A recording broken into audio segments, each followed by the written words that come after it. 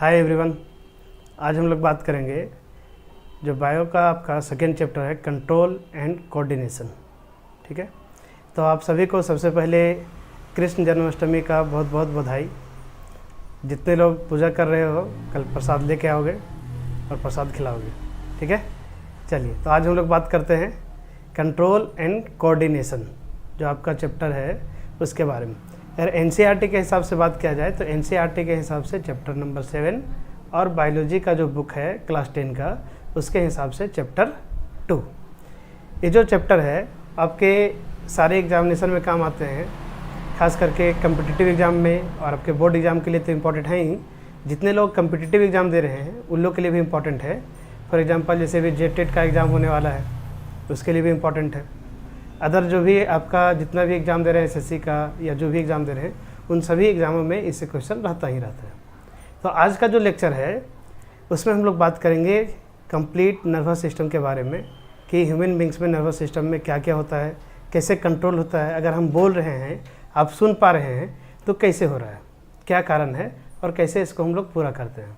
ठीक है, तो सबसे पहले जैसा कि आपको दिख रहा होगा चैप्टर का नाम आपके सामने दिख रहा होगा कंट्रोल एंड कोऑर्डिनेशन। ठीक है, तो चलिए हम लोग स्टार्ट करते हैं कंट्रोल एंड कोऑर्डिनेशन।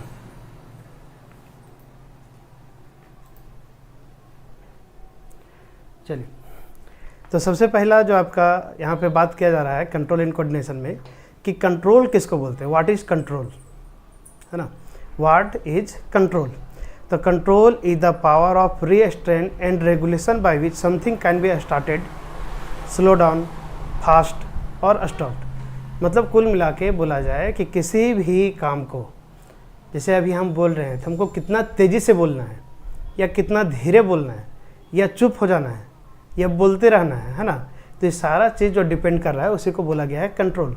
जैसे आप कुछ खा रहे हैं तो खाने के समय बहुत तेज़ी से खाते हैं, ज़्यादा भूख लगा हुआ रहता है तो, कम भूख लगा हुआ है तो आराम से धीरे धीरे खाते हैं, या पेट भरा हुआ है तो सिर्फ नाम का दाना चुगते हैं चिड़िया जैसा। तो डिपेंड करता है आपके ऊपर कि आप कैसे अपने आप को कंट्रोल करके रखते हैं। तो उसी तरह से हमारे बॉडी में भी कुछ कंट्रोल होता है, कोई काम होता है। जैसे अभी आपके सामने हम बात कर रहे हैं तो बॉडी के अंदर में जितना भी काम हो रहा है, जैसे फॉर एग्जांपल डाइजेशन, रेस्पिरेशन, है ना, सर्कुलेशन, इस सारा काम को कंट्रोल करने का काम किसका है?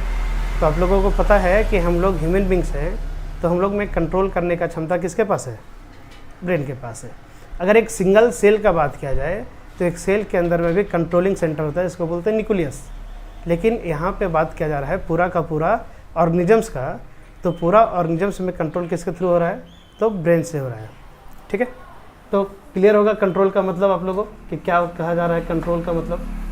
तो किसी भी काम को स्टार्ट करना, स्टॉप करना, स्लो करना या फास्ट करना, ये सारा जो है वो कंट्रोल के अंतर्गत आता है। अब इसी में एक वर्ड है कोऑर्डिनेशन। कोऑर्डिनेशन, तो कोऑर्डिनेशन का मतलब क्या होता है? ठीक, तो जैसा कि आप सबको पता है कि किसी भी काम को करने के लिए कुछ समन्वय का ज़रूरत होता है। अगर कंट्रोल एंड कोऑर्डिनेशन का हिंदी का बात किया जाए तो होता है नियंत्रण एवं समन्वय। ठीक है, नियंत्रण एवं समन्वय। तो जिनको नोट्स बनाना है तो आपके सामने यहाँ पे दिख रहा है, आप वहाँ से आप काम कर सकते हैं, लिख सकते हैं। और जिनके पास नोट्स बना हुआ है या ऑलरेडी नोट्स है तो आप यहाँ से मदद ले सकते हैं। अगर किसी को नोट्स चाहिए तो आपका कमेंट बॉक्स में आप कमेंट कर देंगे तो वहाँ पे इसका PDF आपको मिल जाएगा। ठीक है, तो चलिए हम लोग बात करते हैं कोऑर्डिनेशन के बारे में। कोऑर्डिनेशन क्या है? तो कोऑर्डिनेशन बोला जा रहा है कि किसी भी काम को ऑर्डरली वर्किंग करने का जो प्रोसेस है। मतलब जैसे अगर हम अभी आपके पास बोल रहे हैं तो बोलने के कारण में काम में जो आपके पास आवाज़ पहुँच रहा है, मान लीजिए आपके मोबाइल से आपका आवाज़, मेरा आवाज़ आपके कान तक जा रहा है, तो उसके लिए क्या क्या प्रोसेस हो रहा होगा? क्या मेरी बात आपको समझ में आ रही है? तो ज़रूर रिस्पांस आपका ब्रेन रिस्पांस करेगा, यस सर, नो सर, जो भी है आपका ब्रेन रिस्पांस करेगा। लेकिन उसके लिए कैसे करेगा? तो सबसे पहले जो आवाज़ जा रहा है वो आपके कान तक पहुँच रहा है। तो कान में क्या पहुँच रहा है? तो एयर का जो वाइब्रेशन है, वो जो साउंड का वाइब्रेशन है वो हमारे कान तक पहुँचा।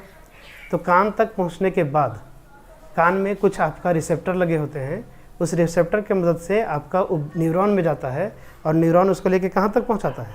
ब्रेन तक पहुँचा रहा है ना। फिर ब्रेन उसको क्या कर रहा है कि आइडेंटिफाई कर रहा है कि इस वाइब्रेशन के थ्रू क्या बोला जा रहा है।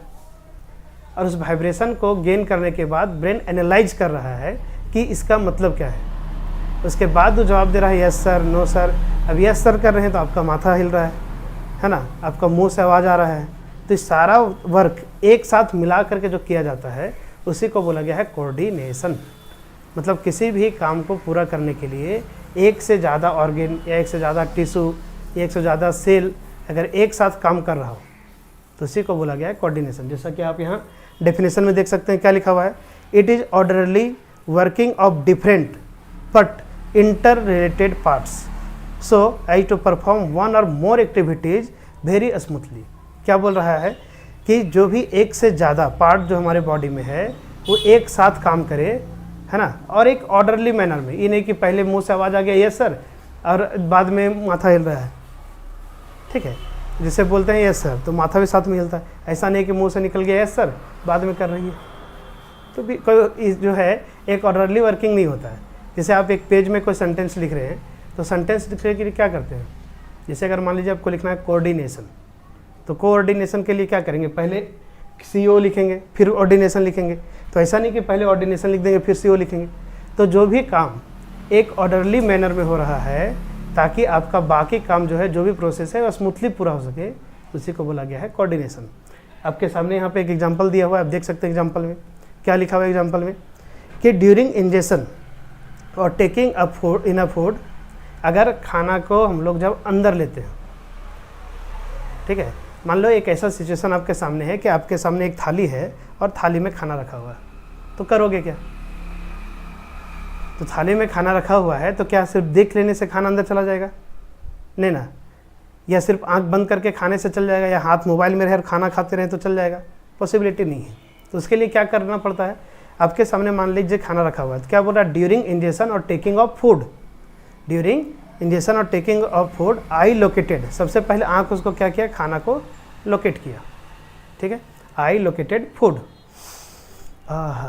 जब खाना आपके सामने हो तो नाक भी आपका साथ देता है, सुन के ही बता देते हैं कि खाना का टेस्ट कैसा है, अच्छा है या ख़राब है या बहुत अच्छा है ना। तो उसके लिए आपको क्या क्या होना चाहिए, तो आँख पहले खाना को देखेगा, नाक से स्मेल जाएगा, वाह क्या बना हुआ है, क्या टेस्ट आ रहा है, क्या सेंट आ रहा है, ठीक है। दूसरा उसके बाद क्या बोल रहा है कि जैसे ही नाक आपका स्मेल को रजिस्टर किया, तो नाक जैसे स्मेल किया, आँख जैसे ही फूड को देखा, तो सिग्नल सारा ब्रेन के पास गया। ब्रेन वहाँ से क्या किया, फिर सिग्नल भेजा हाथ को, बोला उठा भाई, इंतज़ार किसका कर रहे हो। तो हाथ जो है खाना को उठाया और उठाने के बाद वो खाना को आपके मुंह तक ले गया। तो ये सारा काम जो एक साथ पूरा हो रहा है। अब खाना मुंह में जाने के बाद ऐसा थोड़ी कि मुंह फुला के करके बैठे हुए रहेंगे, नहीं ना, पॉसिबिलिटी तो नहीं है। अब खाना मुंह में गया तो खाना उसका यूज़ भी करेगा। तो जैसे खाना मुंह में गया, आपके जीभ में, आपका मुंह में जो जीभ है, टंग है, वो टंग क्या करेगा, टेस्ट को आइडेंटिफाई करेगा कि नाक से जो हम सूंघ रहे थे क्या सच में खाना उतना लजीज है या नहीं है, ठीक है, नमक कम है, तीखा ज़्यादा है या मीठा ज़्यादा है, या टेस्ट बहुत अच्छा है या बहुत ख़राब है। तो ये सारा टेस्ट जो है कौन आइडेंटिफाई कर रहा है, आपका टंग कर रहा है। उसके बाद दांत जो है वो चबाना शुरू करेगा, जीभ जो है मिक्स करना शुरू करेगा, फिर खाना को अंदर धकेला जाएगा। तो पूरा का पूरा, जैसे आप पढ़े होंगे लाइफ प्रोसेस का पहला जो पॉइंट है कि अगर हम लोग 5 स्टेप में अगर पूरा करते हैं होलोजोइक न्यूट्रिशन, तो फर्स्ट स्टेप क्या है, इंजेक्शन। तो इंजेक्शन के दौरान में अब देखिए कितना सारा काम हो रहा है। तो इस सारा काम को एक साथ मिला के कोऑर्डिनेट करने का काम किसका है, तो सारा का सारा खेल कहाँ हो रहा है, ये जो खोपड़ी है, ब्रेन है, वहाँ से हो रहा है, ठीक है। तो क्या बोला जा रहा है कि कोऑर्डिनेशन जो है एक से ज़्यादा ऑर्गन, जितना भी बॉडी पार्ट्स एक काम को पूरा करने में यूज कर रहा है, सभी को ऑर्डरली मैनर में वर्क करवा रहा है ताकि आपका काम पूरा अच्छे तरीके से हो पाए। क्लियर, उम्मीद है यहाँ तक समझ में आ गया सभी को कि कंट्रोल क्या है और कोऑर्डिनेशन क्या है, ठीक है। अब आगे देखते हैं हम लोग किसमें और क्या हो सकता है। तो नेक्स्ट है आपका, देखिए यहाँ पे 2 फिगर आपके सामने है, एक आपका ब्रेन का फिगर है और दूसरा जो फिगर है वो आपका एंडोक्राइन सिस्टम का है। एक ब्रेन का फिगर है और दूसरा एंडोक्राइन सिस्टम का फिगर है। तो दोनों में क्या खासियत है, क्या इसका रीजन है। तो जैसा कि आपको पता है कि हम लोग के बॉडी में कंट्रोल और कोऑर्डिनेशन है वो 2 तरह का होता है। तो जितना भी लिविंग ऑर्गेनिजम्स है, अगर बात किया जाए एनिमल्स का, तो सारे एनिमल्स में कंट्रोल और कोऑर्डिनेशन 2 प्रोसेस से होगा। कौन कौन, एक होगा आपका प्लांट की मदद से, एक होगा आपका नर्वस सिस्टम की मदद से, नर्वस सिस्टम, और दूसरा जो होगा वो होगा आपका हार्मोनल सिस्टम की वजह से, हार्मोनल सिस्टम। तो दो सिस्टम एक साथ में काम करता है, एक को बोलते हैं नर्वस सिस्टम और एक को बोलते हैं हार्मोनल सिस्टम। किसके केस में? तो इन केस ऑफ एनिमल्स। हम लोग किस में आते हैं?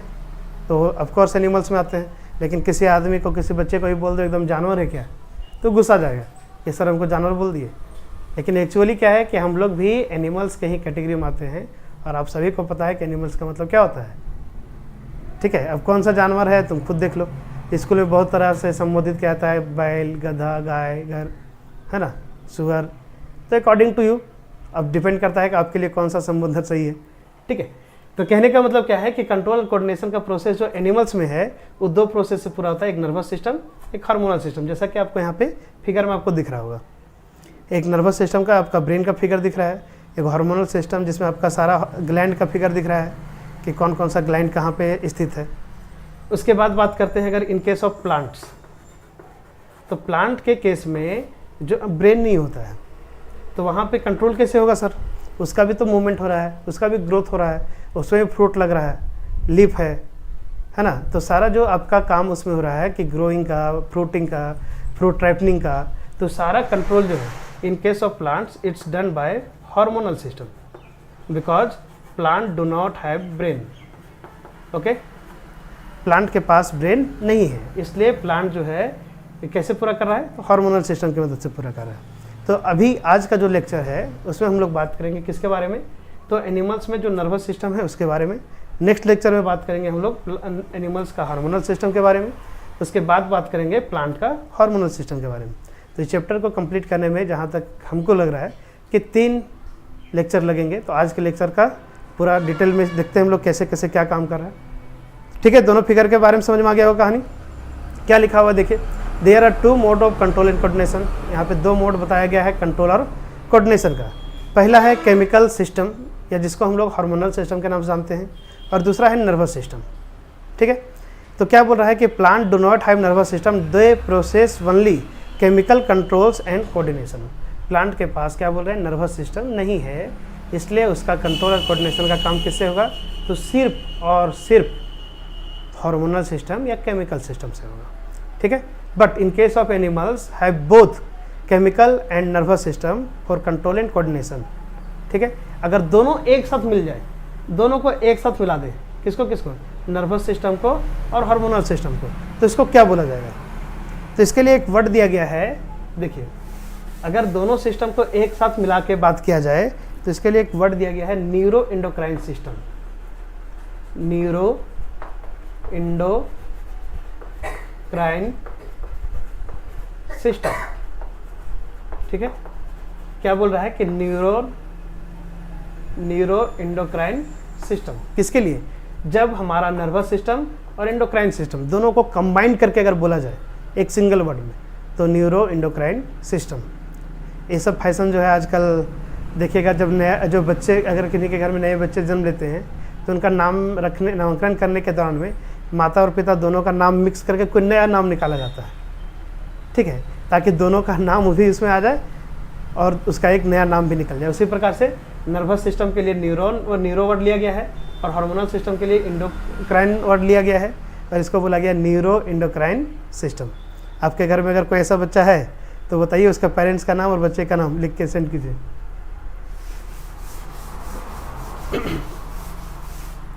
ठीक है, चलिए नेक्स्ट बात करते हैं हम लोग, देखते हैं आगे क्या है। तो नेक्स्ट है टॉपिक, आपका मेन टॉपिक जो हमारा स्टार्ट हो रहा है, एनिमल का नर्वस सिस्टम। ठीक है, तो नर्वस सिस्टम क्या है? What is nervous system? It is a network of nervous organ या neuron that control and coordination body activities with the help of electrical impulses produced in response to internal and external stimulus। अब यहाँ पे क्या बात बोला जा रहा है कि एक्चुअल में जो हमारा नर्वस सिस्टम है, ठीक है, जो हमारा नर्वस सिस्टम है इसमें बेसिकली क्या क्या चीज़ पार्टिसिपेट करेगा? तो इसमें से बेसिकली जो हम लोग को सबसे बेसिक चीज़ पता है कि नर्वस सिस्टम का जो मेन यूनिट है जिसको बोला गया है न्यूरॉन या फिर नर्व सेल, न्यूरॉन या फिर नर्व सेल। ठीक है। तो neuron is the basic unit of nervous system, it's control all activity of the our body. Clear? So no, सबसे पहले हम लोग बात करेंगे न्यूरॉन के बारे में, उसके बाद इसमें बात करेंगे हम लोग ब्रेन के बारे में, ठीक है। इसके बाद बात करेंगे हम लोग स्पाइनल कॉर्ड के बारे में, कि स्पाइनल कॉर्ड क्या है, क्या काम कर रहा है। देखिए, तो नर्वस सिस्टम में हमारा मेन 3 यूनिट ही मिल करके काम कर रहा है। कौन कौन? एक है आपका न्यूरॉन, जिसको बोल रहे हैं नर्व सेल, दूसरा है ब्रेन, और तीसरा है स्पाइनल कॉर्ड। ठीक, तो काम कैसे करता है सर? हाउ इट्स वर्क, काम कैसे करता है, क्या कर सकता है?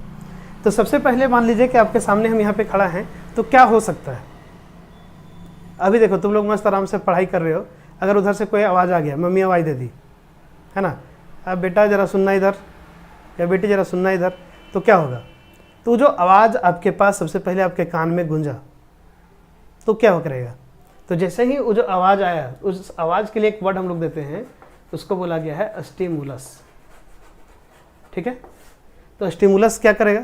तो व्हाट इज स्टिमुलस? तो देख लीजिए, आपके सामने लिखा हुआ है stimulus, it is an agent, factor, chemical और चेंजेस इन इन्वायरमेंट, एक्सटर्नल और internal environment, okay, which brings about a reaction in the organisms. अगर किसी तरह का कोई चेंजेस आपके अगल बगल में हो रहा हो, या आपके बॉडी को डिस्टर्ब कर रहा हो, है ना, या फिर कुल मिलाकर के बोला जाए कि अगर कोई ऐसा कोई भी चीज़ जो आपको डिस्टर्ब कर रहा हो, आपको रिस्पॉन्स करने पे मजबूर कर रहा हो, जैसे आप बैठे हुए उधर से कोई मच्छर आके काट दिया, है ना, या अभी पढ़ रहे हो, अचानक लाइट देखना बगल में बंद हो गया, फैन बंद हो गया, तो चाहे आपका टच हो, पेन हो, प्रेशर हो, लाइट हो, साउंड हो, कोई भी चीज़ जो एक्सटर्नल फैक्टर या इन्वायरमेंटल फैक्टर जो आपके बॉडी को क्या करे, रिस्पॉन्स करने पे मजबूर करे, तो उस तरह के फैक्टर को बोला गया है स्टिमुलस। ठीक है, stimulus is a singular form and stimuli is a plural form. अगर इसी का बात किया जाए, एक से ज़्यादा स्टिमुलस एक साथ वर्क कर रहा है, तो ऐसे कंडीशन में उसको बोला गया है स्टिमुलाई। ठीक है, तो सबसे पहले भी क्या बोले कि उधर से मम्मी का आवाज़ आ गया, बेटा इधर आना जरा, तो जो स्टिमुलस है वो कहाँ गया? सबसे पहले आपके कान में गया। तो इस स्टिमुलस को गेन कौन करेगा?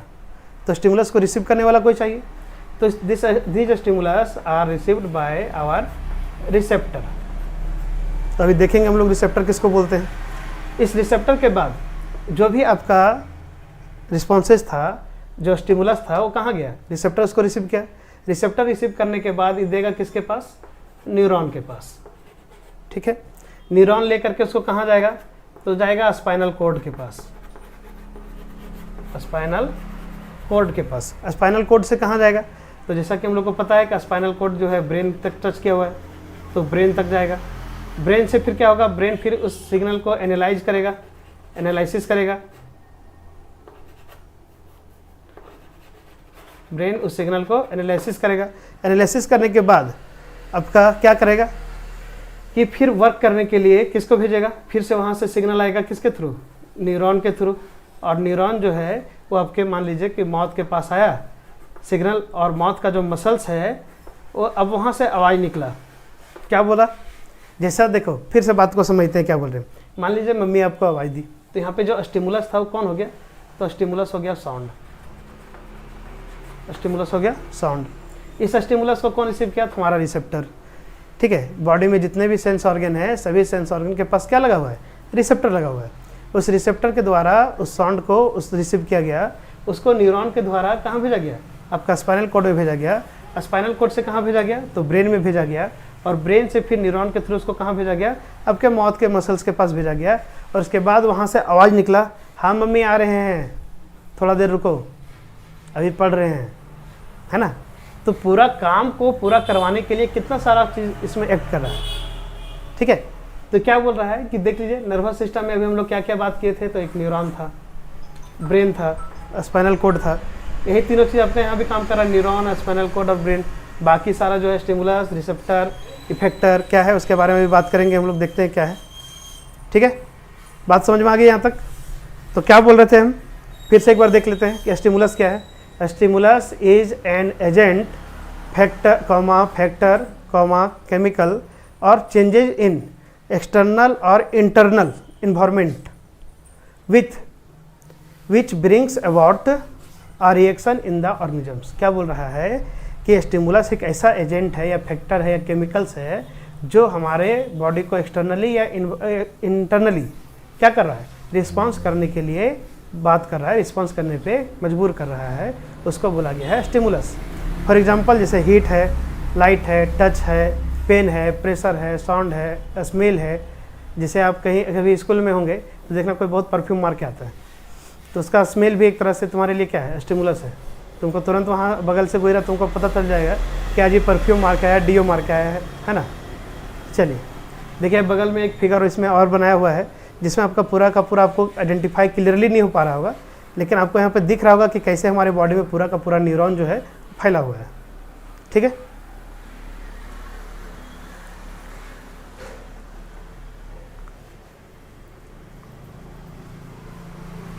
चलिए तो अभी जो हम लोग बात कर रहे थे स्टिमुलस का बात कर लिए यहाँ पे कि स्टिमुलस क्या है, समझ में आ गया कि वैसा कोई भी फैक्टर जो एक्सटर्नली या इंटरनली हमारे बॉडी को रिस्पॉन्स करने के लिए बोले या बॉडी के लिए रिस्पॉन्स करने पे मजबूर करे, हमारे बॉडी को डिस्टर्ब करे, उसको बोला जाएगा स्टिमुलस। नेक्स्ट बात करते हैं हम लोग रिसेप्टर के बारे में। What is receptor? देखिए लिखा हुआ आपका, receptors are cells, tissue and organ which are capable of receiving particular stimuli and initiate impulse to picked up by sensory nerve। क्या बोल रहा है कि रिसेप्टर जो है वो या तो सेल पे होगा या टिश्यू होगा या ऑर्गेन होगा, जिसके पास इतना कैपेसिटी होगा कि जो भी स्टिमुलस आया है या स्टिमुलाई आया है उसको क्या करेगा, रिसीव करेगा और उसको एक सिग्नल के रूप में, एक इम्पल्स के रूप में वहाँ से आगे बढ़ा देगा। तो जो रिसेप्टर है वो रिसीव करने के बाद किसको देगा, न्यूरॉन को देगा। रिसेप्टर रिसीव करने के बाद किसको देगा, न्यूरॉन को देगा। सिंपल सी बात है। तो न्यूरॉन को देगा तो क्या देगा, कौन सा न्यूरॉन को देगा, है ना। तो अब यहाँ पे भी एक वर्ड है न्यूरॉन, कौन सा न्यूरॉन। तो देखिए जो रिसेप्टर है वो जनरली अभी हम क्या बोले, कौन सा ऑर्गन के पास लोकेटेड होगा, तो सर हमारे बॉडी में जो सेंसरी ऑर्गन है, जो सेंसरी ऑर्गन है उस सेंसरी ऑर्गन के पास होगा रिसेप्टर। तो रिसेप्टर से जो आपका न्यूरॉन, जो न्यूरॉन हमारे रिसेप्टर से किसी भी इम्पल्स को या सिग्नल को आगे ब्रेन तक या स्पाइनल कॉर्ड तक ले जाने का काम कर रहा है, उस तरह के न्यूरॉन को बोला गया है सेंसरी न्यूरॉन। सेंसरी न्यूरॉन, क्यों सेंसरी वर्ड लिखा गया है, क्योंकि सर ये सेंस ऑर्गन से निकला हुआ है ना। तो हमारे बॉडी में जितना भी सेंसरी ऑर्गन है वो सारे सेंसरी ऑर्गन से जो न्यूरॉन इमिट होता है उसी को बोला गया है सेंसरी न्यूरॉन। क्लियर? चलिए आगे देखते हैं। इम्पल्स एक वर्ड आया है इसमें नया, इम्पल्स क्या है।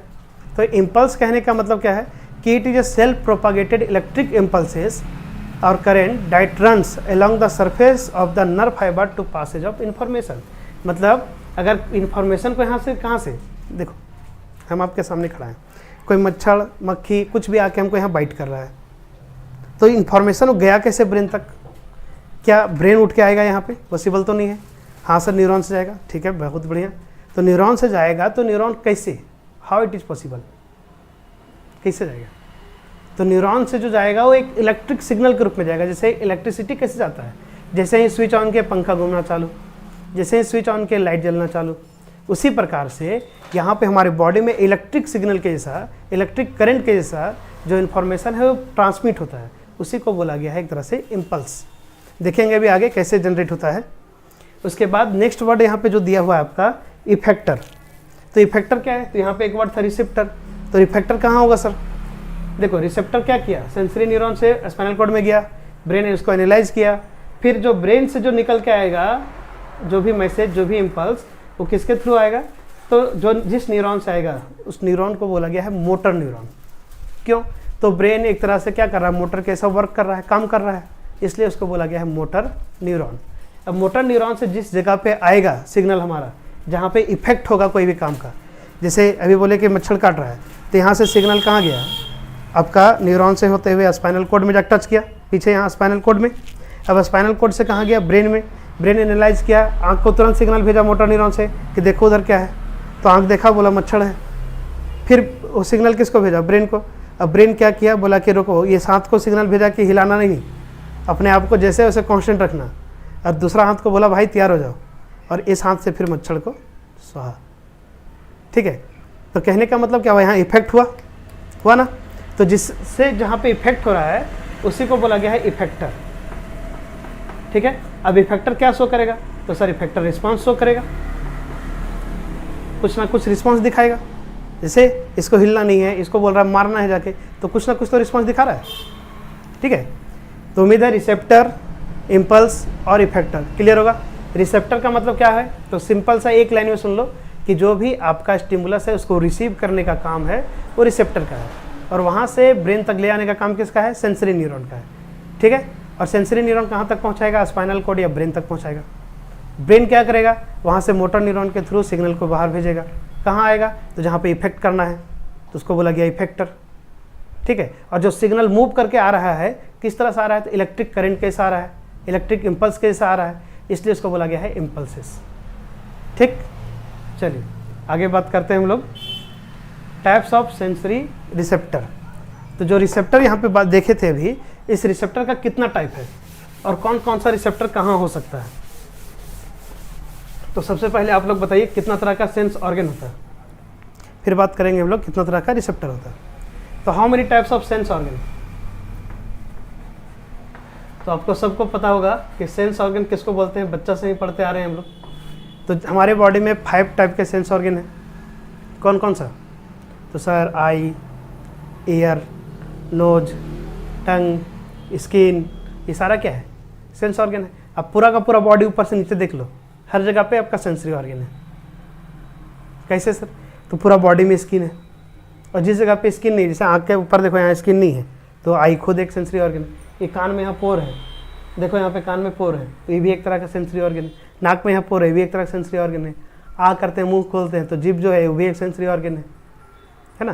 तो पूरा का पूरा बॉडी जो है वो आपका सेंसरी ऑर्गन से घिरा हुआ है। ठीक है, तो सेंसरी ऑर्गन जहाँ जहाँ होगा वहाँ पे रिसेप्टर भी होगा, अभी बात किए थे इसको।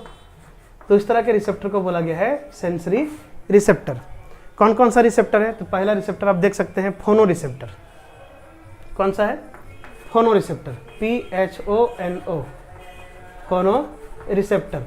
अब एक बात बताओ, ये तो आंख बंद करके कोई बच्चा को भी पूछेगा कि बाबू कहाँ होगा फोनो रिसेप्टर, तो बोलेगा भैया मोबाइल लगाते हैं कान में, तो कान में होना चाहिए फोनो रिसेप्टर, है ना। सिंपल सी बात है। तो फोनो रिसेप्टर डैट मीन्स वैसा रिसेप्टर जो कहाँ हो? हमारे ईयर में हो। कहाँ हो? हमारा कान में हो। ठीक है, काम क्या होगा? तो सबको पता है कि फोनो रिसेप्टर जो है सुनने में मदद करेगा। और एक और मज़ेदार बात सुन लो कि हमारा जो कान है, जिसमें हम लोग को पता है कि ईयर को 3 भाग में बांटा गया है, external ear, middle ear, inner ear. ठीक है, तो जो हमारा मिडिल ईयर है उसमें आपका एक पार्ट है जो हमारे बॉडी को बैलेंस करके रखता है, जहाँ पे स्टेटो रिसेप्टर होता है। ठीक है, जो हमारे बॉडी को इक्विलिब्रियम पोजीशन मतलब मेंटेन कर रखता है, सीधा करके खड़ा करके रखता है। देखना अगर कोई आदमी का दोनों कान खराब हो गया तो सीधा चल भी नहीं पाएगा, क्योंकि उसका बॉडी बैलेंस नहीं कर पाता है। तो बैलेंस करने के लिए जो रिसेप्टर है, जिसको हम लोग बोलते हैं, कहाँ लगा हुआ है? तो इनर ईयर में है। उस तरह के रिसेप्टर को बोला गया है स्टेटो रिसेप्टर। स्टेटो रिसेप्टर कहाँ पे है? तो ये भी इनर ईयर में है। काम क्या है? तो बॉडी को बैलेंस करना, पोजीशन को इक्विलिब्रियम करना, बैलेंस करके रखना।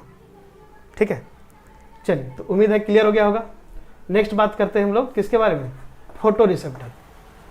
अब यहाँ पे देखो, नाम और काम कैसे याद रखना है? सिंपल सा तरीका है। फोनो रिसेप्टर सर जहाँ फोन लगाएंगे, फोटो रिसेप्टर जिससे फोटो देखते हैं। तो फोटो किससे देखते हैं? तो सिंपल सी बात है, आई से देखते हैं, है ना। तो फोटो रिसेप्टर कहाँ होगा? तो सर हमारा आँख में होगा। Photoreceptor is present in our eyes and it is help in the image formation, okay, and analysis of any light. जो भी लाइट आपके पास आ रहा है उस लाइट को क्या कर रहा है? एनालाइज कर रहा है, इमेज का फॉर्म कर रहा है, ताकि आप देख सके कि क्या कर रहे हैं। जैसे अभी हम आपके सामने दिख रहे हैं, है ना, जैसा भी दिख रहे हैं, काले हैं, गोरे हैं, मोटे हैं, ठीक है, छोटे हैं, जो भी हैं, तो आपके सामने हम दिख रहे हैं ना। तो कौन सा रिसेप्टर की मदद से देख पा रहे हो? तो सिंपल सी बात है, फोटो रिसेप्टर। कहाँ होगा? तो जो हमारा आई में जो न्यूरॉन होगा या जो सेल होगा वहाँ पे प्रेजेंट होगा। चलिए next thermo receptor. Thermo receptor, अब देखो नाम से ही क्लियर है यहाँ पे। थर्मो मतलब क्या होता है? टेम्परेचर से रिलेटेड होगा। तो जो हमारे बॉडी में जैसे ठंडा लगता है या गर्मी लगता है, आपको कैसे फील होता है? तो सर ठंडा लगता है, अगर हाफ शर्ट पहने हो तो बहुत ज़्यादा ठंडा लगता है, स्वेटर पहन लेते हैं यहाँ तक ढक लेते हैं, कम ठंडा लगता है। तो स्किन के द्वारा फील होगा। तो क्लियर सी बात है, thermoreceptor is present in our skin and it is help in identify the cold and heat. Okay, so thermoreceptor कहाँ होगा? हमारा स्किन में होगा। और स्किन में और कौन सा रिसेप्टर हो सकता है? तो स्किन में देखिएगा टच का भी रिसेप्टर होता है, जिसको बोलते हैं टैंगो रिसेप्टर। नीचे मेंशन किए हुए आप देख सकते हैं, टैंगो रिसेप्टर, जो आपका टच का, पेन का, प्रेशर का, है ना, जो रिसीव करेगा आपका उसका सिग्नल का स्टिमुलस को। जैसे मान लीजिए आप क्लास में बैठे हुए हैं, आप क्लास में आगे बैठे हुए, कोई पीछे से आपको पेन भोंक दिया, टच किया ऐसे, या फिर टच कर रहा है, तो टच कर रहा है धीरे धीरे, क्या भाई बताओ बताओ बताओ ना, इसका आंसर क्या होगा, बताओ ना। तो टच कर रहा है, तो ये खास करके एग्जामिनेशन में ज़्यादा होता है। तो टच कर रहा है, तो टच करने के बाद क्या होगा? कहाँ पे टच कर रहा है? आपका स्किन को टच कर रहा है। तो जो रिसेप्टर है उसी को बोला गया टैंगो रिसेप्टर। अब यहाँ गाना मत गाने लगना, टेंगे टेंगे टेंगे टेंगे, ठीक है, नहीं गाओगे ना? उसे गाओगे तो गा लेना, लेकिन सुनने के लिए वापस चल मत जाना, वीडियो को कंप्लीट करना है अभी। चलिए, तो नेक्स्ट रिसेप्टर के बारे में बात करते हैं। नेक्स्ट है ऑल्फैक्टरी रिसेप्टर।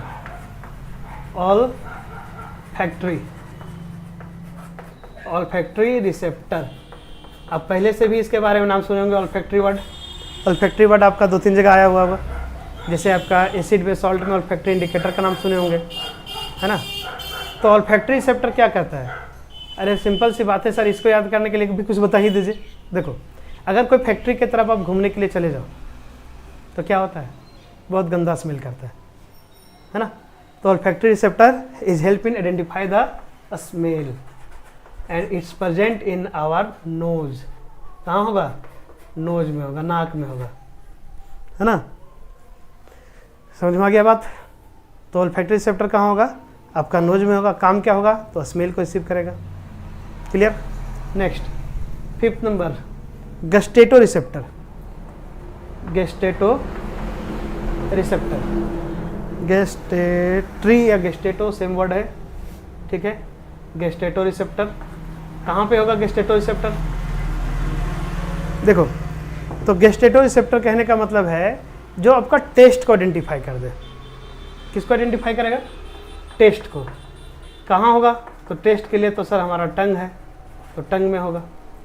तो बात रहा कि सर इसको कैसे याद करेंगे? आप तो अभी सबका तरीका बता रहे हैं, इसका भी बता ही दीजिए। देखो, एकदम सिंपल सा तरीका है। गेस्टेटो रिसेप्टर में क्या बोल रहा है कि अगर आपके घर में कोई गेस्ट आ जाए तो क्या होता है? खाना बड़ा टेस्टी टेस्टी मिलता है ना। क्यों? क्योंकि खाना अच्छा अच्छा बनता है उस समय। कभी चिकन हो गया, कभी मटन हो गया, कभी अलग अलग तरह का वेजिटेरियन खाना हो गया। तो ये सारा खाना जो है टेस्टी खाना कब मिलता है? जनरली जब गेस्ट लोग आता है। तो इसे याद रख लेना कि गेस्टेटो रिसेप्टर का मतलब क्या होगा? जो टेस्ट को आइडेंटिफाई करेगा। कहाँ होगा? हमारा टंग में होगा। क्लियर? चलिए, तो ये था आपका टाइप्स ऑफ रिसेप्टर के बारे में। उम्मीद है कि क्लियर हो गया होगा। चलिए एक बार फिर से एक बार इसको देख लेते हैं क्या क्या रिसेप्टर था। तो सबसे पहले हमारे पास जितना भी सेंसरी ऑर्गन है उसके बारे में बताइए। तो सर आँख में कौन सा होगा? Photo receptor. काम क्या होगा? लाइट को आइडेंटिफाई करना। क्लियर? कान में कौन सा होगा? फोनो रिसेप्टर। क्या करेगा? तो सुनने में मदद करेगा। और कान में एक और होगा स्टेटो रिसेप्टर, जो बॉडी को बैलेंस करने में मदद करेगा। नाक में ऑल्फैक्टरी रिसेप्टर, जो स्मेल को आइडेंटिफाई करेगा। टंग में आपका गस्टेटो रिसेप्टर, जो टेस्ट को आइडेंटिफाई करेगा। स्किन में, तो स्किन में भी बताए थे थर्मो रिसेप्टर, जो आपका हीट को या कोल्ड को, मतलब टेम्परेचर को कुल मिलाकर के आइडेंटिफाई करेगा। और क्या बोले?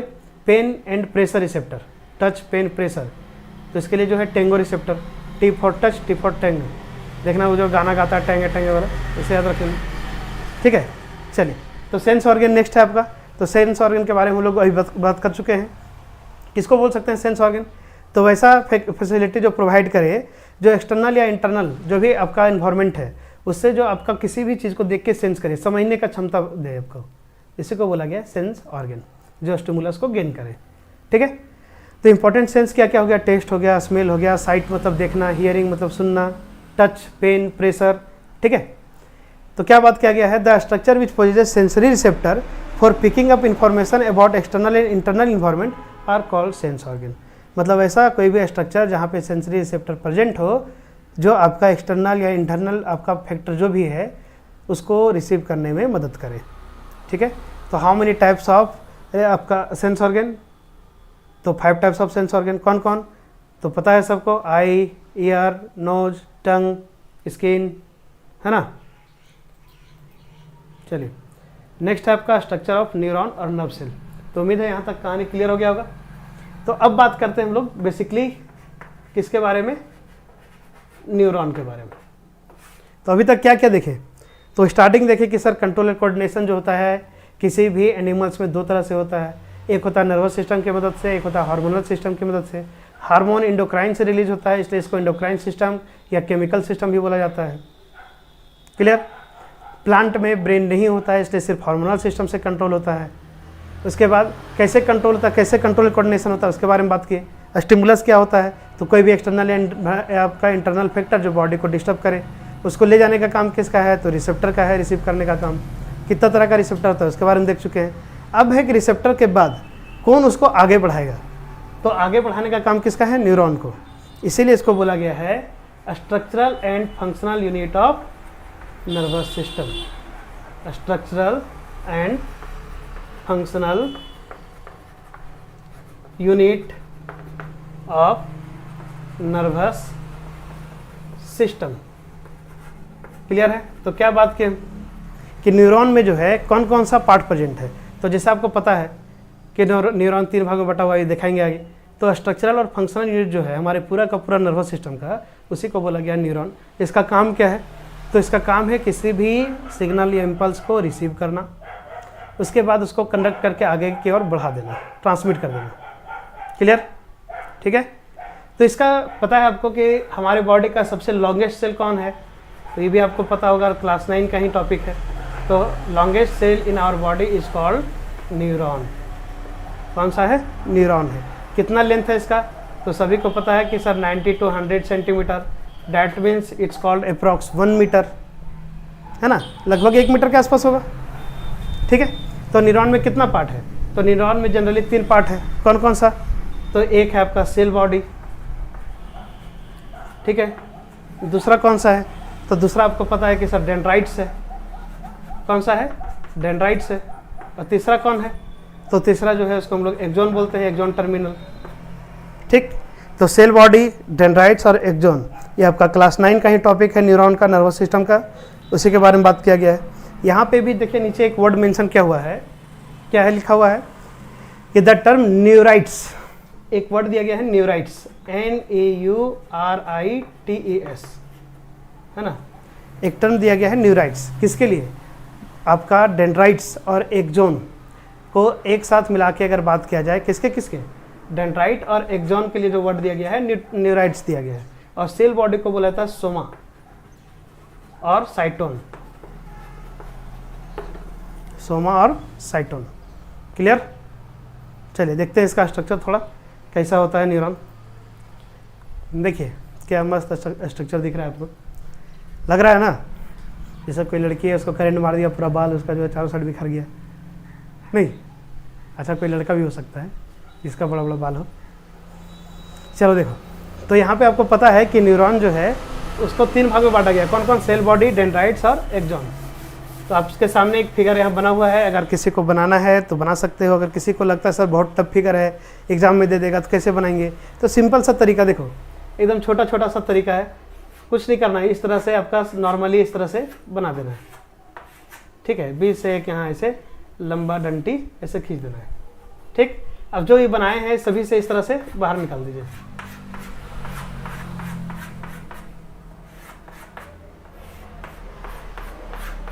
ठीक है। बीच में यहाँ पे इसमें न्यूक्लियस बना दीजिए।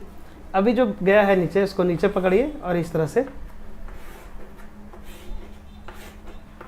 ठीक, देखो बन गया। तो सिंपल सा स्ट्रक्चर इसमें, और यहाँ अगर लगा रहा तो यहाँ भी बना दो, बन गया एक सिंपल सा स्ट्रक्चर। तो क्या क्या है, तो पहला पार्ट जो है ऊपर में जो आपका पूरा ट्री के जैसा लग रहा है, जिसको बोला गया है डेंड्राइट्स। ये जो पार्ट है, जो गोल वाला पार्ट यहाँ तक पूरा है ना, इसको बोला गया है सेल बॉडी। ठीक है। ये जो पार्ट बीच में है इसको बोलते हैं न्यूक्लियस। इसमें जो प्लाज्मा होता है उसको न्यूरोप्लाज्मा बोलते हैं। न्यूरोप्लाज्मा फ्लूइड लाइक स्ट्रक्चर प्रेजेंट होगा। ठीक है। ये लंबा सा जो डंटी है इसको बोला गया है एक्सोन। इसके ऊपर में कुछ इस तरह से आपका स्ट्रक्चर बना हुआ है जिसको माइलिनेटेड शीट बोला जाता है, या स्वान सेल बोलते हैं इसको। ठीक है। सभी में न्यूक्लियस होगा। इसमें भी आपका साइटोप्लाज्म भरा होगा, जिसको बोलेंगे न्यूरोलिमा। ठीक, ये हो जाएगा इसका नर्व एंडिंग। ये जो नोड है जहाँ पे दो आपका माइलिनेटेड सीडी प्रेजेंट है, इसको बोला गया नोड ऑफ रेनवियर। ठीक है, इस सिंगल सेल का अगर बात किया जाए, इस सेल को बोला गया स्वान सेल। स्वान का नाम सुनेंगे, सेल थ्योरी वाला सेल्डेन स्वान, वही स्वान के नाम पे पड़ा है स्वान सेल। ठीक है, ये जो शीथ है जिसमें इस तरह से लगा हुआ है, ये आपका इसको तो एक तरह का बोला जाता है माइलिनेटेड न्यूरॉन, क्योंकि इसके ऊपर में माइलिन का एक लेयर चला हुआ है।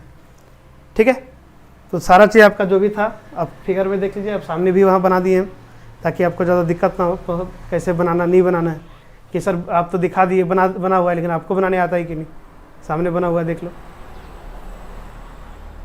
ठीक है, तो एक सिंपल सा फिगर है, ज़्यादा कोई दिक्कत वाली बात नहीं है इसमें। तो एग्जाम में देखिए है तो सिंपल, लेकिन एग्जाम के लिए बहुत इंपॉर्टेंट है। क्या इंपॉर्टेंट है इसमें? तो एग्जाम में आपको फिगर दे देगा, ABCD कर देगा, बोलेगा नेमिंग करो, मतलब लेबलिंग भी इंपॉर्टेंट है इसका। दूसरा चीज़ बोल देगा कि ड्रॉ फिगर ऑफ या draw a level diagram of neuron, है ना, एंड डिफाइन देयर पार्ट्स। तो उसमें आपको बताना होगा एक्सॉन किसको बोलते हैं, डेंड्राइट किसको बोलते हैं, साइटोन किसको बोलते हैं। ठीक है, आप बोलिएगा सर आप तो नहीं दिखाए हैं कि किसको बोलते हैं, कोई बात नहीं, हम भी दिखा दे रहे हैं। देखो सामने आपका न्यूरॉन के बारे में कि कौन कौन सा पार्ट है इसमें। तो 3 पार्ट बताए थे, वे डेंड्राइट, साइटोन और एक्सॉन। तो डेंड्राइट का काम क्या है? तो डेंड्राइट क्या है, देखो पहले ध्यान से सुन लो कि न्यूरॉन का जो लेंथ है लगभग 90 से 100 सेंटीमीटर है। तो 90 से 100 सेंटीमीटर में आपको पता होना चाहिए कि इसका लेंथ में न्यूरॉन जो है, डेंड्राइट जो है उसका भी लेंथ जुड़ा हुआ है। तो सारा का सारा डेंड्राइट जो है तो आपका किसी ना किसी सेल से घुसा हुआ है, सेल में घुसा हुआ है। मतलब कुल मिलाकर के जितना सेल है, हर सेल में न्यूरॉन का कुछ ना कुछ पार्ट प्रेजेंट है जो क्या कर रहा है, उस मैसेज को गेन कर रहा है, स्टिमुलस को रिसीव कर रहा है। ठीक है, तो डेंड्राइट्स का काम क्या है, receive impulses from other neurons और सेल पार्ट्स या सेंसरी ऑर्गेन्स। ठीक है, तो डेंड्राइट्स का काम है मैसेज को क्या करना, रिसीव करना। आगे साइटोन, साइटोन क्या करेगा, उस जो आपका जो भी स्ट्रक्चर था, जो भी इम्पल्स आया उसको आगे की ओर फर्दर प्रोसेस कर देगा। एक्सॉन क्या करेगा, उसको ट्रांसमिट करेगा, उस इम्पल्स को आगे की ओर बढ़ाएगा। ठीक है, तो एक्सॉन क्या बोले, एक्सॉन 2 तरह का हो सकता है, माइलिनेटेड और नॉन माइलिनेटेड, लिखा हुआ है आप देख सकते हो। आगे क्या बोल रहा है कि द इम्पल्स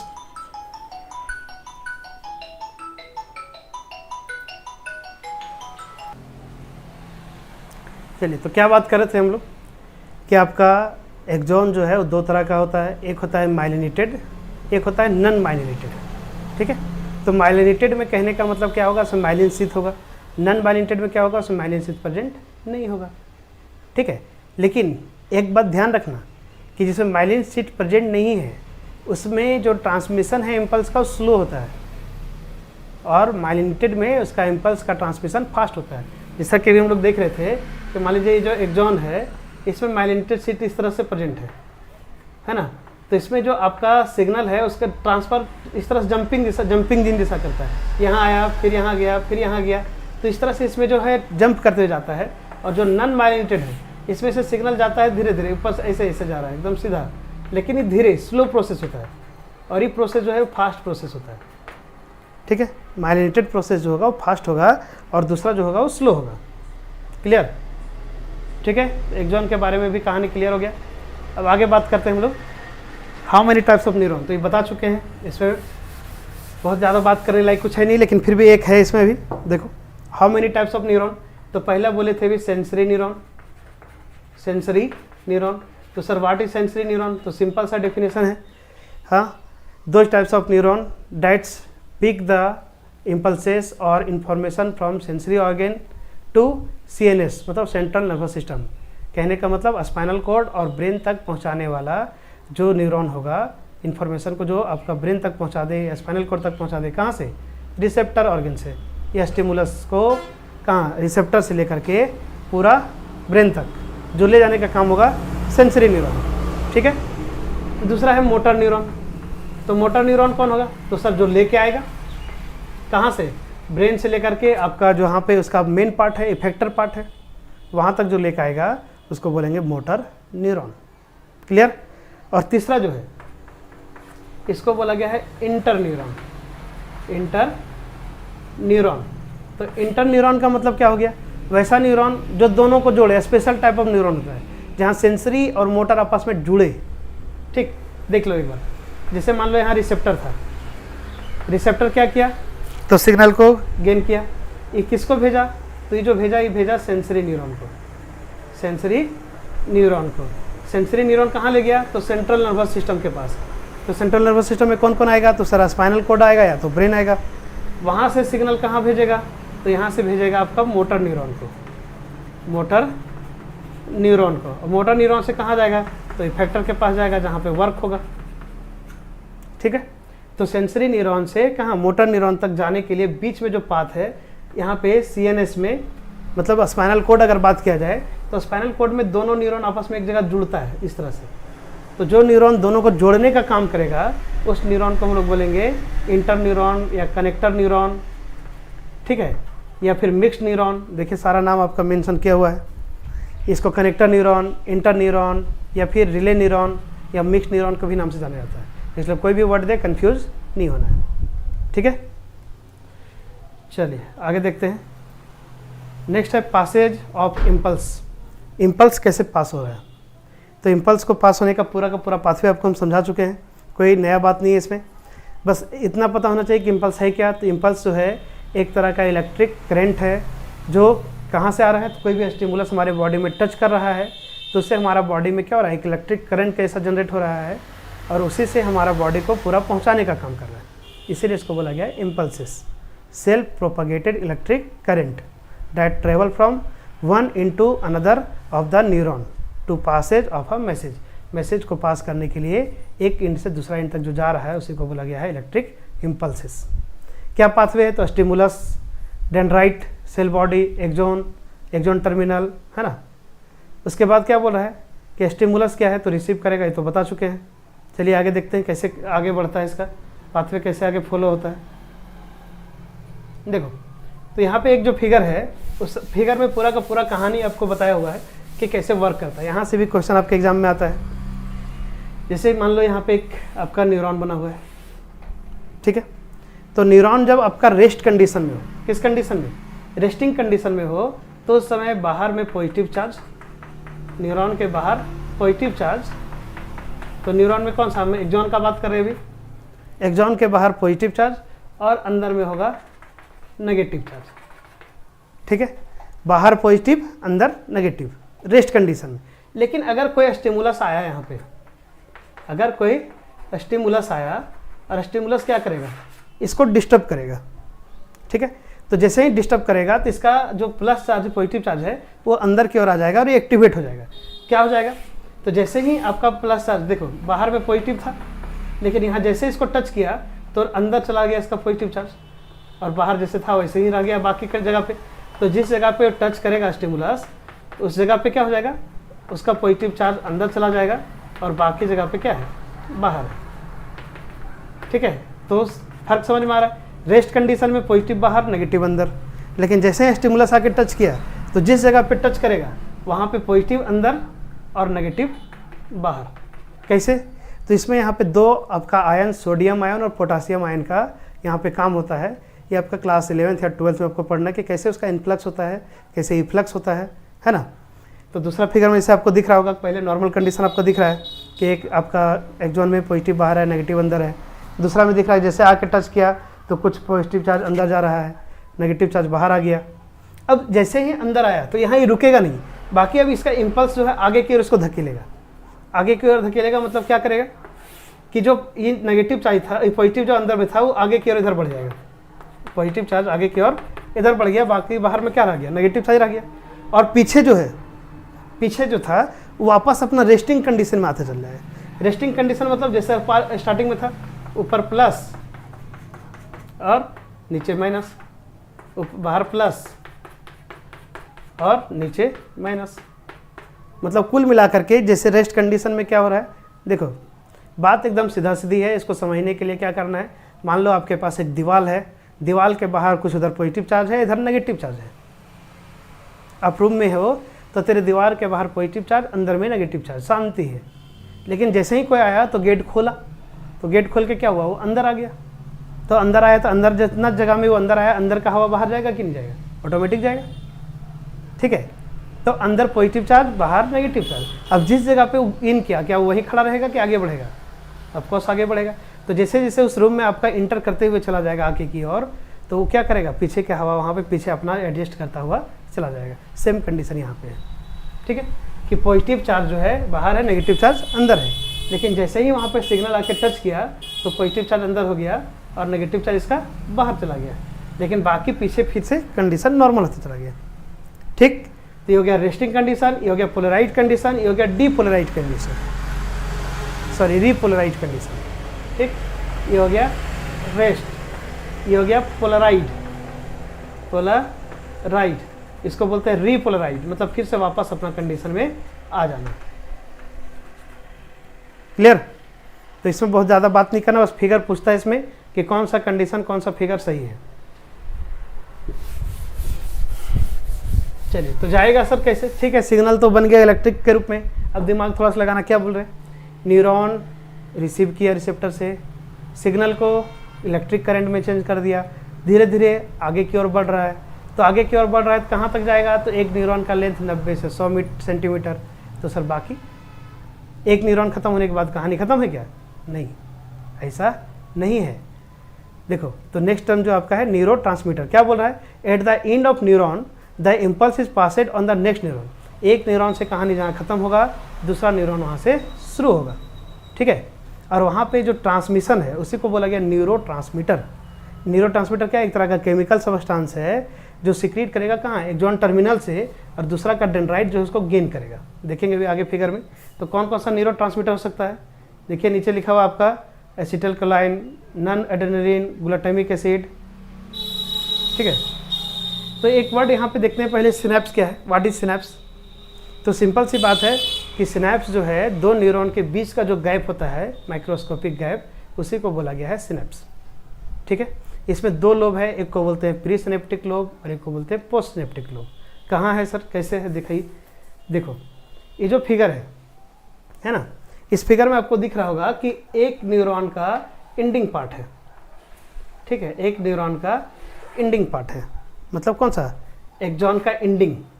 ठीक है, जिसको हम लोग नर्व एंडिंग बोल सकते हैं, नर्व एंडिंग। इसमें क्या है, तो न्यूरो ट्रांसमीटर जो सिग्नल के रूप में एसिटिल कोलाइन वगैरह जो दिख रहे थे, वो केमिकल के रूप में, देखो यहाँ तक आया सब इलेक्ट्रिक के रूप में, इलेक्ट्रिक इम्पल्स के रूप में। यहाँ आने के बाद सबको क्या किया, इस तरह वेसिकल से बंद कर दिया और यहाँ पे ला करके छोड़ दिया। ठीक है, अब यहाँ पे छोड़ा और यहाँ पे देखो दूसरा न्यूरॉन जो है, दूसरा न्यूरॉन का इधर कौन सा पार्ट है, ये है डेंड्राइट। दूसरा न्यूरॉन का डेंड्राइट और एक न्यूरॉन का एक्सॉन का एंडिंग, दोनों के बीच में ये जो गैप है, इसी गैप को यहाँ पे बोला गया है सिनेप्स। अगर पूछा जाए व्हाट इज सिनेप्स, तो synapse is the gap, microscopic gap between two neuron. First is the ending of axon terminal and second is the dendrite part. देखो, जैसे ये हो गया आपका डेंड्राइट पार्ट एक का, और ये हो गया एक्सॉन एंडिंग एक का, है ना। इधर से आ रहा था, इधर से लेके जाएगा, तो ये जहाँ पे एंड कर रहा है और ये जहाँ शुरू हो रहा है, तो दोनों के बीच में जो गैप है पूरा सटा हुआ ऐसे नहीं है, थोड़ा सा गैप है, तो इसी गैप को बोला गया सिनेप्स। अभी गैप में क्या होगा, जो इलेक्ट्रिक इम्पल्स यहाँ तक आया, यहाँ तक आने के बाद यहाँ क्या करेगा, जैसे मेरे हाथ में चौक है, ये लेकर आया यहाँ तक और लाने के बाद चौक को यहाँ से छोड़ देगा इसे, और ये इसको क्या करेगा, गेन करेगा, रिसीव करेगा। तो यहाँ से जो केमिकल्स छोड़ा जाएगा, ये केमिकल यहाँ पे रिसीव करेगा, किसके द्वारा, तो इसमें लगा हुआ होगा रिसेप्टर, जिसको कीमो रिसेप्टर बोलते हैं। क्यों, तो केमिकल को रिसीव कर रहा है इसलिए। देखो फिगर में आपका सामने बना हुआ है। ठीक है, क्लियर है बात। चलिए, तो ये तो हो गया एक न्यूरॉन का बात। तो सर चलिए ठीक है, ये तो न्यूरॉन यहाँ से जोड़ा, यहाँ से लेके गया सेंसरी न्यूरॉन, यहाँ तक पहुँच गया ब्रेन तक लेके। अब ब्रेन जो लेकर आएगा वो मसल्स को कैसे काम करवाएगा। ठीक है, तो ब्रेन के द्वारा जो आपका न्यूरॉन निकला था, वो न्यूरॉन आकर के कहाँ टच किया, हमारा मसल्स में टच किया। तो जैसे मसल्स में आके टच किया, तो वहाँ पे मसल्स को ऐसे मान लीजिए पकड़ा, तो कैसे पकड़ेगा, तो देखिए फिगर में आपका सामने दिया हुआ है, एक वर्ड लिखा हुआ है न्यूरो मस्कुलर जंक्शन। तो न्यूरोमस्कुलर जंक्शन में क्या बोल रहा है कि जो मसल्स है उस मसल्स को पकड़ के रखा है। सही मसल्स है तो मसल्स को जो न्यूरॉन का लास्ट था एक्सॉन एंडिंग इसको पकड़ के रखा है इसे, और यहाँ से जो सिग्नल आएगा इसको भेजेगा और यहाँ से फिर मसल्स कॉन्ट्रैक्ट और रिलैक्स करेगा। तो न्यूरॉन और मसल्स के बीच का जो जंक्शन है उसी को बोला गया न्यूरोमस्कुलर जंक्शन। ठीक है, शॉर्ट फॉर्म में NMJ। डीजे वाला बाबू गाना बजा दे वाला नहीं, NMJ। डीजे वाले बाबू मेरा गाना बजा दे, अब ऐसा नहीं समझना, NMJ। चलो नेक्स्ट है आपका रिफ्लेक्स एक्शन। ठीक है, बहुत हम लोग सिग्नल को पहुंचा लिए, अब थोड़ा कुछ एक्शन करते हैं, है ना। एक्शन कैसा, मारने पिटने से पहले कैसे तैयार हो जाते हैं, वैसे ही एक्शन करना है। ठीक है, कौन सा action, reflex action. Reflex action कैसा है सर, जस्ट लाइक आपका न्यूरॉन का न्यूटन सर फिजिक्स कहाँ घुसा रहे हैं। देखो न्यूटन का थर्ड लॉ क्या था, एक्शन और रिएक्शन, है ना, अपोजिट। ठीक है, जैसे हम तुमको कुछ बोले तो तुम भी हमको बोल दिया, हम तुमको एक झापड़ खींच के लगाए तो भी लगा दिया, उतना तो हिम्मत है नहीं, लेकिन जैसा झापड़ लगाए उतना तेज गाली दे दिया। ठीक है, तो होता क्या है, जैसा एक्शन वैसा रिएक्शन। तो यहाँ पे क्या बोल रहा है कि यहाँ एक्शन होने से पहले रिएक्शन हो जाएगा। ये कैसे सर, देखो एक्चुअल में क्या होता है कि यहाँ पे जो रिफ्लेक्स एक्शन है इसका मतलब क्या बोल रहा है कि रिफ्लेक्स एक्शन जो है वो नर्व मीडिएटेड होता है, इसमें ब्रेन का कोई काम नहीं है या आपका स्पाइनल कोड का कोई काम नहीं है। एक्चुअल में बाकी समय में हम लोग हमारा जो ट्रांसमिशन है वो कैसे होता है, न्यूरॉन से जाता है स्पाइनल कोड में, ठीक है, स्पाइनल कोड से जाता है हमारा ब्रेन में, इस तरह से पूरा पास हो रहा है। लेकिन in this case of reflex action या तो न्यूरॉन से स्पाइनल कोड में गया और स्पाइनल कोड से डायरेक्ट न्यूरॉन में चला गया। क्या ऐसा भी हो सकता है? हो सकता है, अभी देखेंगे कैसे हो सकता है। तो रिफ्लेक्स एक्शन क्या है, reflex action is a nerve mediated और क्विक रिस्पॉन्स। इसमें क्विक रिस्पॉन्स होता है, बहुत तेजी से रिस्पॉन्स होता है। अगर इस रिस्पॉन्स में देर हो जाए तो आपका बॉडी को ज़्यादा नुकसान हो सकता है, इसलिए पहले से ही प्रिपेयर माइंड को सेट करके रखा गया है इस तरह से बॉडी को, ताकि बॉडी रिस्पॉन्स कर सके। जैसे अगर कोई प्लेट को टच किया, if you touch any hot plate your hand will be pull again, pull back. क्यों, क्या कारण है, हाथ टच हुआ नहीं, वहाँ से हाथ खींचा गया। अगर कोई कांटा गड़ने वाला पैर में चुभा नहीं कि पैर उठ गया, कोई लाइट अचानक जल गया तो आँख बंद हो गया, है ना, कभी खांसी आ गया, कभी कहीं देखना कि कुछ वैसा एलर्जी हुआ तुरंत छिक आ गया। तो ये सारा चीज़ जो है रिफ्लेक्स एक्शन के अंदर आता है। ठीक, तो क्या बोल रहा है कि reflex action is a nerve mediated और quick response, automatic spontaneous response, मतलब तुरंत क्विक रिस्पॉन्स होने वाला चीज़ है। Stimulus acting on a specific receptor without consulting with will power. ये हमारे विल पावर, मतलब ब्रेन में इसको जाने का जरूरत नहीं है। वो बोल रहा है स्पाइनल कोड कितना काम तो हम भी कर सकते हैं यार। ठीक है, आगे देखो, it was discovered by Marshall Hall. First time इसके बारे में जो बताए थे उस साइंटिस्ट का नाम है मार्शल हॉल, 1833 में। अगर रिस्पॉन्स में डिले हुआ तो हमारा बॉडी को नुकसान हो सकता है। जैसे ये जो आपका कंट्रोल है वो एक तरह से कहा जाता है कि it is not under the voluntary control of the brain, मतलब ये हमारे चाहने या ना चाहने पे होने वाला चीज़ नहीं है, ये खुद ब खुद ऑटोमेटिक होने वाला चीज़ है। जैसे if we unknowingly touch a hot plate, we immediately move our hand away from it। अगर आप बिना, आपको पता नहीं है और कहीं आपका सट गया तो बिना वहाँ पे कुछ सोचे समझे आपका हाथ वहाँ से हट जाएगा। कैसे सर, जैसे हम इधर कुछ बात कर रहे हैं, अभी कोई आ करके मेरे पीछे कुछ रख दे, कुकर वगैरह रख दिया दाल बना करके, है ना, अब मेरा हाथ जो है दाल कुकर में सटा, तो वहाँ से जो भी आया सिग्नल वो कहाँ गया, लेके आया, है ना, लेके आया यहाँ से हाथ से। अब हाथ से न्यूरॉन के थ्रू, सेंसरी न्यूरॉन के थ्रू हमारा कहाँ गया, स्पाइनल कोड में। अब स्पाइनल कोड जो है वो ब्रेन तक नहीं भेजेगा, वो स्पाइनल कोड खुद बोलेगा हटाओ वहाँ से, न तो जला। ठीक है, अगर वो ब्रेन को भेजता तो ब्रेन फिर क्या करता, आँख को बोलता देखो उधर क्या है भाई, फिर आँख जाता, फिर देखता, फिर बोलता हटाओ, तो लेट हो जाता, तब तक आपका हाथ का स्किन जल सकता है। इसलिए उतना समय ना लेते हुए तुरंत वहाँ से क्विक रिस्पॉन्स होता है, उसी को बोला गया रिफ्लेक्स एक्शन। चलो देखो इसमें क्या क्या चीज़ दिखाई, जैसे एक ब्लिंकिंग, आई का ब्लिंकिंग, आँख का बंद होना। जैसे कोई आँख के सामने हाथ ले जाएगा, जैसे अभी देखो हाथ जैसे तुम्हारे आँख के सामने गया होगा, भले हम तेरे सामने नहीं है लेकिन लगाओगे सर एक झपड़ दिए, आँख है ना। उसके बाद है removing your hand from something hot, बता चुके हैं अभी, ठीक है। दूसरा है आपका नी जर्क, अगर घुटना के नीचे आप देखिएगा, अपना घुटना के नीचे अगर तुमको कोई मार दिया तो घुटना ऑटोमेटिक तुम्हारा पीछे चला जाएगा, ठीक है। पुपिल कंस्ट्रक्शन, पुपिल कंस्ट्रक्शन मतलब आंख के अंदर में देखो जो ब्लैक वाला दिख रहा है, देखो बढ़िया से मेरा आंख में दिख रहा है ब्लैक, छोटा आंख है लेकिन फिर दिख जाएगा। तो ब्लैक के बीचों बीच में जो पार्ट होता है उसी को बोला गया है पुपिल, जहाँ से लाइट इंटर करता है। वो कभी कम खुलता है, कभी ज़्यादा खुलता है, वो सब जो है वो क्या है, एक तरह से रिफ्लेक्स एक्शन है। शिवरिंग, ठंडा लगना, कांपना जिसको बोलते हैं। वाटरिंग योर माउथ, अगर कोई चीज़ खाने वाला सामने दिख गया, तुम चाहो या ना चाहो मुंह में देखना पानी आ जाएगा। जैसे इमली का नाम सुनते ही लड़की लोग के मुंह में पानी आता है, गुपचुप के नाम सुनते पानी आ जाता है ना। तो क्या होता है, मुंह में देखना सलाइवा का सिक्रेशन स्टार्ट हो जाता है। तो ये सब क्या है, एक तरह का रिफ्लेक्स एक्शन है, ठीक है। चलो देखो कुछ फिगर दिखा रहे हैं। ये फिगर आपके लिए बहुत इंपॉर्टेंट है क्योंकि आपका एग्जाम में डायरेक्टली फिगर दे देता है। बोलेगा बताइए कौन सा सेंसरी न्यूरॉन है, कौन सा मोटर न्यूरॉन है, कौन सा रिले न्यूरॉन है ना, कौन सा इफेक्टर है, कौन सा रिसेप्टर है, वो आपको लिखने के लिए दे देगा। फिगर आपके सामने बना हुआ है, ठीक है। अब इस फिगर को बनाने का भी प्रैक्टिस कर लेना, हो सकता है कभी दे देगा कि अगर मान लीजिए कि आपका हाथ जो है रिफ्लेक्स एक्शन के लिए कोई एग्जांपल दीजिए विथ लेवल डायग्राम, तो लेवल डायग्राम आपको बनाना होगा, ठीक। तो इस फिगर में आप देख सकते हैं कि आपको सेंसरी न्यूरॉन दिख रहा होगा, है ना। इसमें आपको मोटर न्यूरॉन दिख रहा होगा, रिले न्यूरॉन दिख रहा होगा, ठीक है। तो यहाँ पे कोई भी देखिए आपका रिले न्यूरॉन कहाँ था, जो आपका दोनों सेंसरी न्यूरॉन मोटर न्यूरॉन के बीच का जो पार्ट है। नेक्स्ट फिगर ये जो आपका है ये भी आपका दिखा रहा है। इसमें क्या दिख रहा है कि कांटे चुभने से पहले पैर हट गया, ठीक है। चलिए अब आगे जो है रिफ्लेक्स एक्शन में ही एक क्वेश्चन और आता है, रिफ्लेक्स आर्क। रिफ्लेक्स आर्क, तो व्हाट इज रिफ्लेक्स आर्क। तो जैसा कि आपको पता है कि रिफ्लेक्स आर्क क्या होगा, तो the pathway of reflex action is called reflex arc. जो रिफ्लेक्स एक्शन है उसका जो पाथवे होगा उसी को बोला गया है रिफ्लेक्स आर्क। जैसे सबसे पहले आपके पास क्या था यहाँ पे, सर स्टिमुलस, ठीक है। तो किस कौन लिया, तो सर रिसेप्टर। इसको कौन किया, तो सर रिसेप्टर जो है सेंसरी न्यूरॉन के थ्रू आएगा, सेंसरी न्यूरॉन के थ्रू आएगा। कहाँ जाएगा, तो हमारा ब्रेन या स्पाइनल कॉर्ड में जाएगा, है ना। तो स्पाइनल कॉर्ड में गया तो स्पाइनल रिफ्लेक्स, और ब्रेन में गया तो सेरेब्रल रिफ्लेक्स।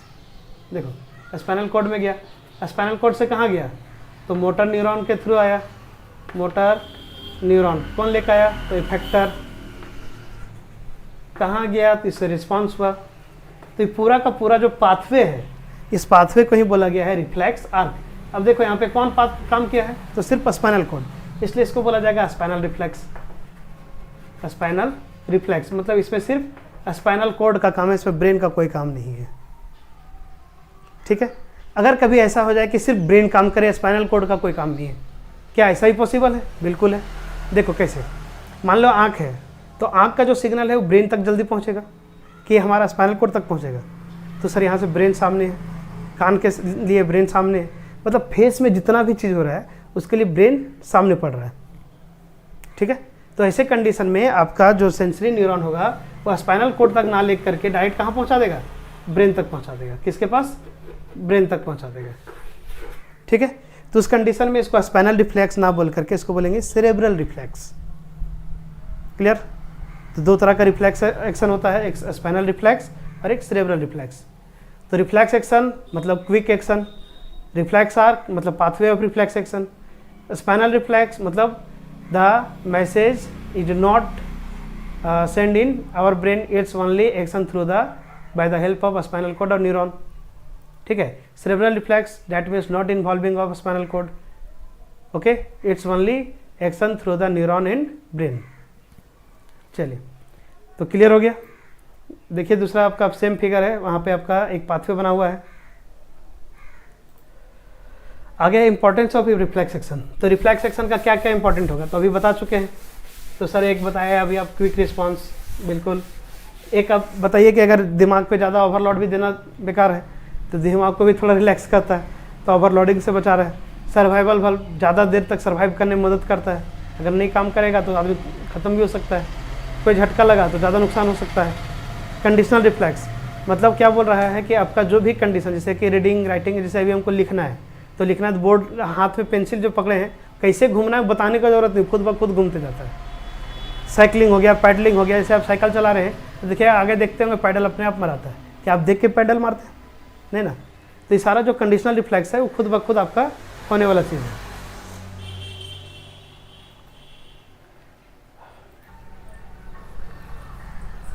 चलिए, तो यहाँ तक हमारा हो गया कंप्लीट रिफ्लेक्स एक्शन तक, ठीक है। अभी तक जैसा कि आप देख रहे हैं आपके सामने जो वॉच टाइमर चल रहा होगा, तो 1 घंटा से प्लस का वीडियो बन चुका है, ठीक है। तो ज़्यादा लंबा भी बनाना आप लोग के लिए उचित नहीं है, तो चलिए कोशिश करते हैं इसको यहीं तक रखते हैं। कल बात करेंगे हम लोग ह्यूमन ब्रेन के बारे में, है ना। कल जो यहाँ से जब आगे है ह्यूमन का ब्रेन कैसे है, क्योंकि हो सकता है एक साथ में आपका ब्रेन भी ज़्यादा लौट ना ले, तो ब्रेन को बढ़िया से पढ़ेंगे, बढ़िया से समझेंगे कि ब्रेन क्या होता है, कैसे वर्क करता है, क्या क्या चीज़ उसके लिए चाहिए, है ना, कौन कौन सा पार्ट होता है। इसको कल देखते हैं अच्छे से डिटेल में कि ब्रेन कैसे कैसे काम कर रहा है। Okay, thank you.